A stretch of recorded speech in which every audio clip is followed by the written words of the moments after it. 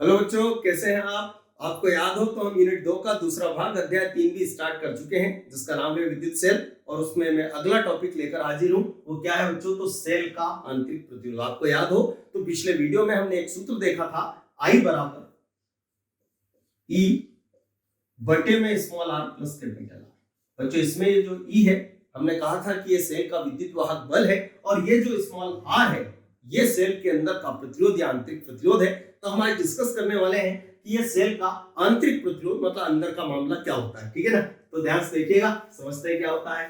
तो देखना, ये सेल जो होता है आप जानते हैं उसमें एक पात्र होता है, कांच, रबर, प्लास्टिक, किसी का भी हो सकता है। ठीक है, इसमें दो छड़ें लगी होती हैं बच्चों, एक प्लस होती है और एक माइनस होती है, जिन्हें हम इलेक्ट्रोड कहते हैं। क्या कहते हैं? इलेक्ट्रोड। ठीक है, और ये जो पात्र है इसमें केमिकल मतलब बोले तो विद्युत अपघट्य भरा होता है। अलग अलग सेलों में विद्युत अपघट्य अलग अलग होता है। ठीक है, भरा होता है। ठीक है बच्चों, अब ध्यान से देखिएगा, जब इस सेल में इन इलेक्ट्रोडों के मध्य, ध्यान समझना, विद्युत धारा प्रवाहित होती है।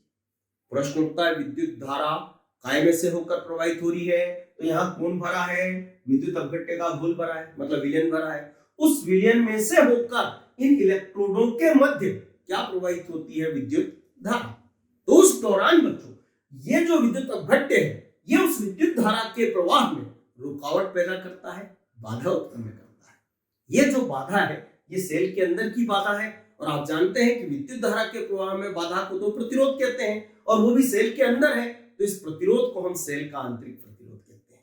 तो यदि हमसे बच्चों पूछा जाए कि आंतरिक प्रतिरोध क्या होता है, तो हम क्या कहेंगे? किसी सेल में, शब्दों में ध्यान दीजिएगा, किसी सेल में इलेक्ट्रोडों के मध्य, इलेक्ट्रोडों लिखिए, बताऊं कहीं, इलेक्ट्रोडों